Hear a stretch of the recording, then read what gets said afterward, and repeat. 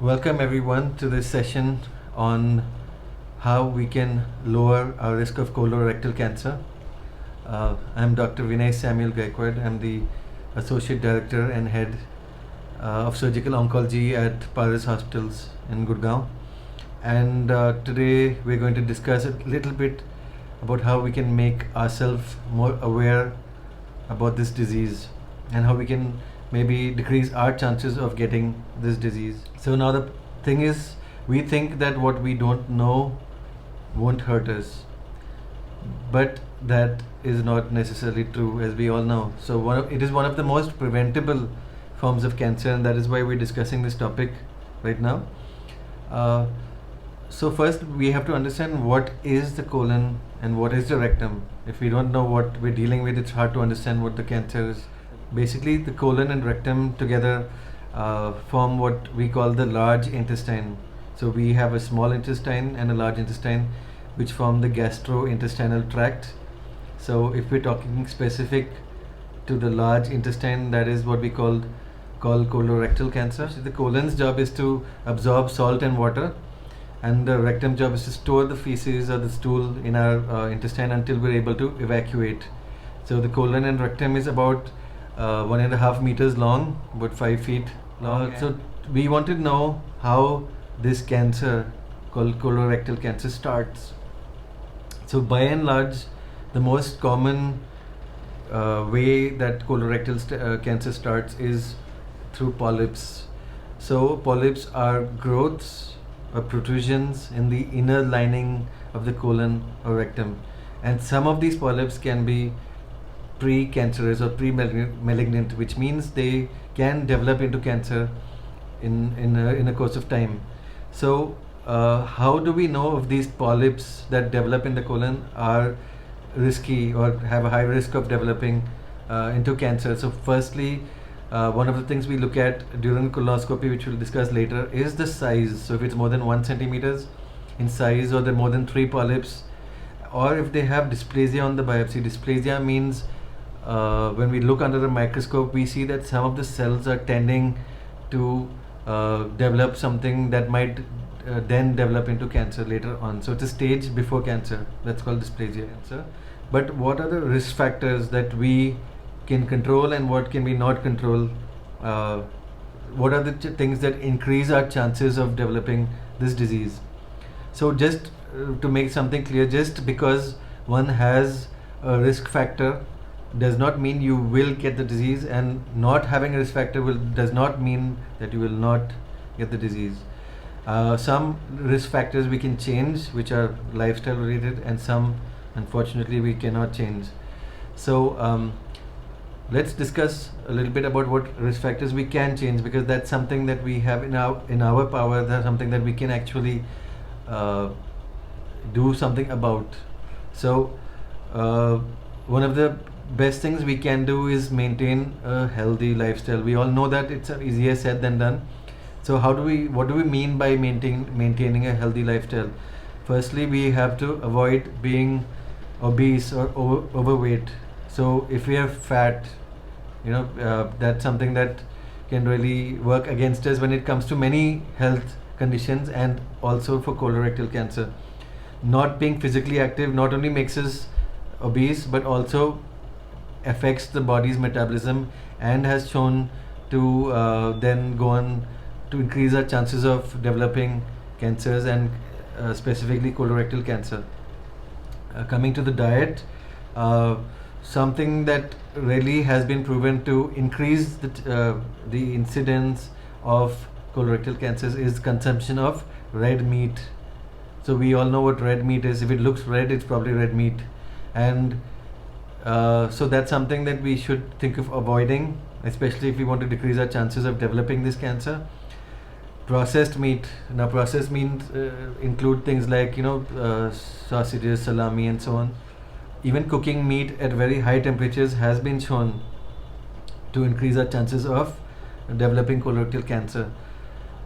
But on the bright side, eating enough fruits, vegetables, and whole grains decreases our risk of developing colorectal cancer. So that's the silver lining for you there.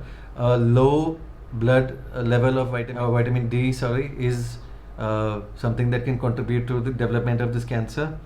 And smoking and alcohol on the whole are not good for us, and it has been proven to increase our risk of. So these are the factors that we could change and can change in our lives. But what are the factors that we cannot change, but it's still useful for us to know about those factors?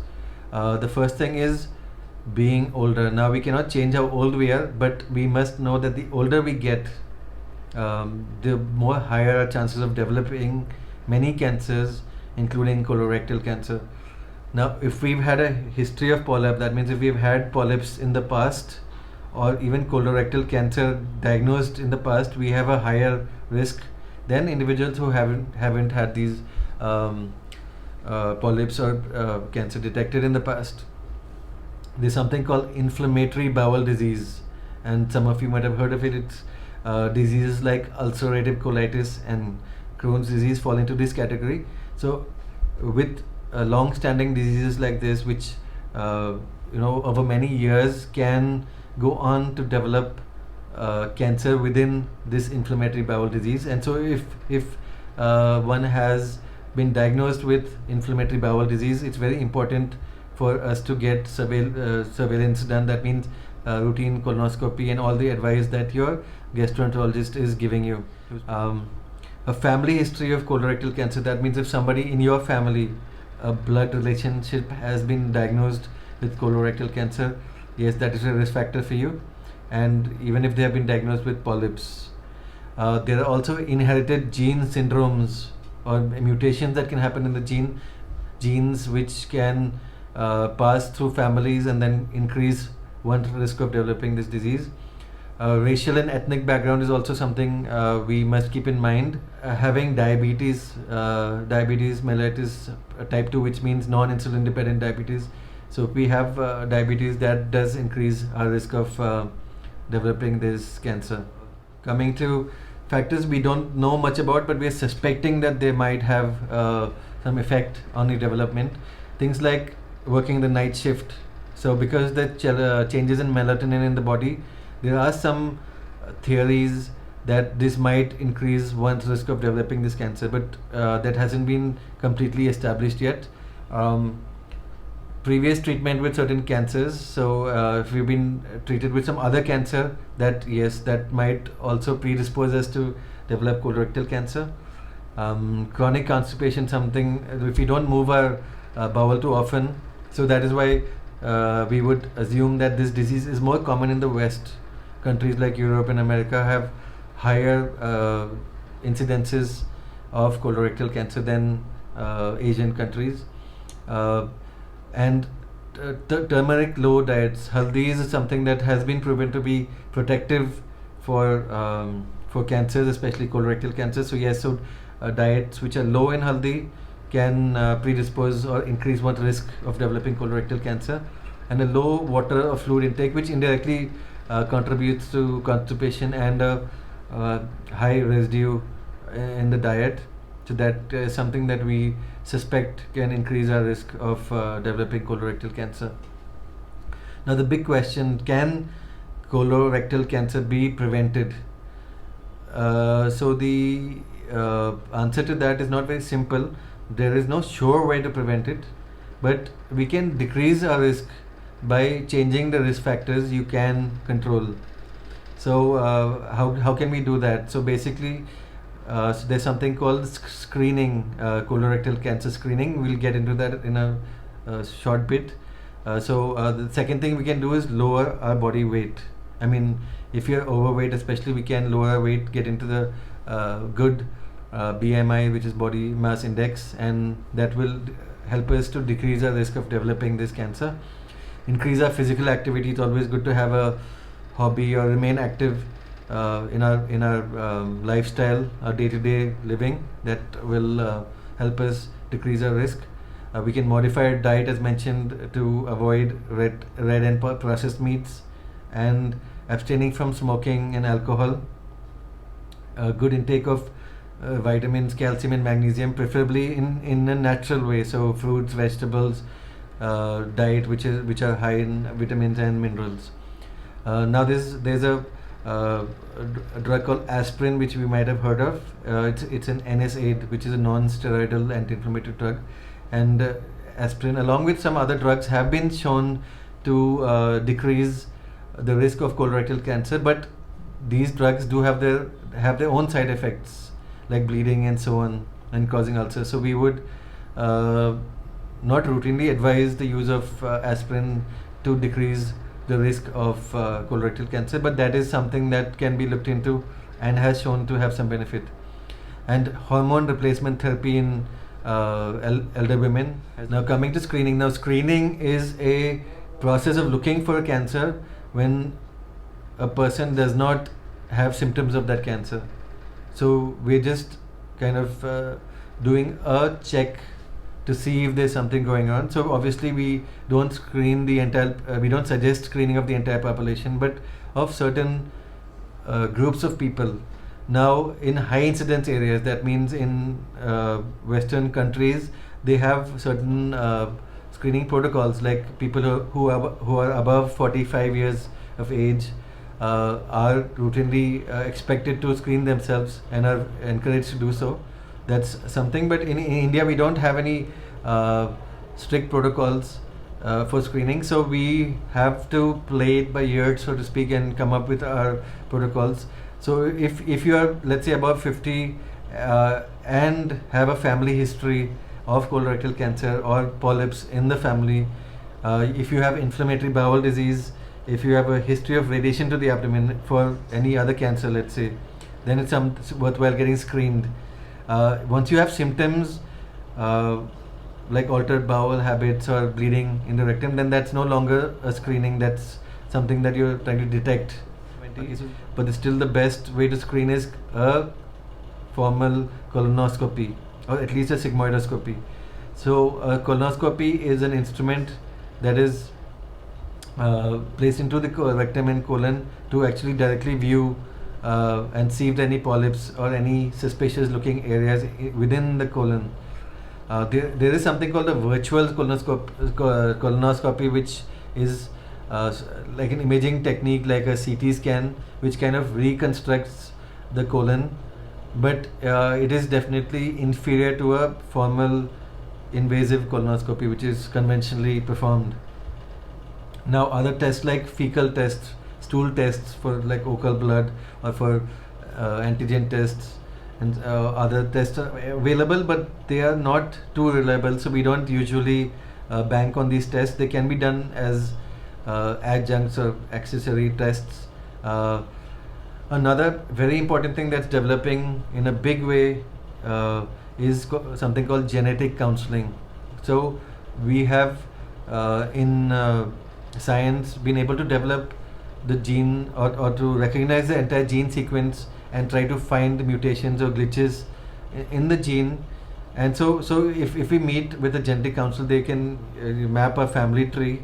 They can kind of assess what risks we might have, how much risk is there, and what tests we can do to actually find out how much risk we have, who is at risk first of all, and at what are we at risk of.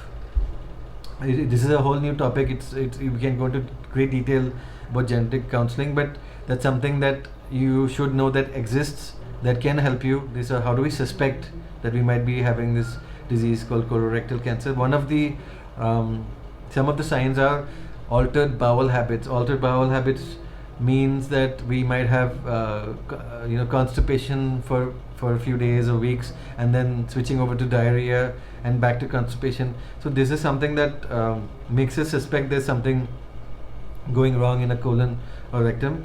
So feeling that you have to undergo a bowel movement, and after doing so you don't feel relieved, that's called tenesmus, and that's something that can also give us a clue. Bleeding, obviously most of the time rectal bleeding is not because of a cancer, but it has to be kept in mind. It should be evaluated. It could be a simple thing like a hemorrhoid or something like a pile, but it must be kept in mind, and it should be evaluated by a doctor or a surgeon. When we have crampy abdominal pain which is not going away, it's something that might give us a clue. If we feel weak and fatigued and have something called anemia, which means a low hemoglobin or low blood, um, a low amount of hemoglobin in the blood, that might be a sign of something like a colorectal cancer. And if we have unintended weight loss, that means we're not trying to lose weight but we lose it anyway. So let's say about 10 kilograms in about 6 months, that's significant, and that should raise alarms about something going wrong in our body. Just for the sake of completion, let's talk about treatment. Most solid organs like colorectal, colon, the rectum are treated with either surgery, chemotherapy, radiation therapy, targeted therapy, immunotherapy, or a combination of these. But one thing we must understand is, for a cure, and by cure is a strong word. So by saying cure, we mean being able to get rid of the disease completely. So usually, once a cancer has developed, it requires surgery. If we're able to remove polyps on colonoscopy before it becomes a cancer, that's excellent, and that's something that we strive to achieve. But many times we're not able to do so, and we usually detect it, the cancer, only after it has developed fully. So there are many ways that we do surgery through minimally invasive, which means like keyhole surgery, like laparoscopic surgery, robotic surgery, and even sometimes we have to go for the conventional open surgery to remove the disease, and then we analyze it to know the stage better. There are many tests that can be done, like a CT scan, a PET scan, which we will not be covering in this discussion, and chemotherapy. Now people are scared of chemotherapy, but I must say, in this day and age, it's something that can be well tolerated generally. There are few instances in which there are reactions, but usually they can be tackled well, and the patient tolerates it well. Comments. I hope this has helped you understand what colorectal cancer is and how we can try to decrease our chances of developing this cancer, and stay tuned for more informative sessions on various cancers, especially GI cancers or gastrointestinal cancers, which I will be discussing. And you can also let me know if there are certain topics you want me to cover, or certain other details that we can discuss about. And I wish all of you the best, and hope that we will never have to think about this or deal with these cancers. But heaven forbid if we ever have to, I hope this can be helpful to you whenever maybe to help somebody else who needs advice or guidance regarding cancers, and specifically colorectal cancer. Thank you for watching.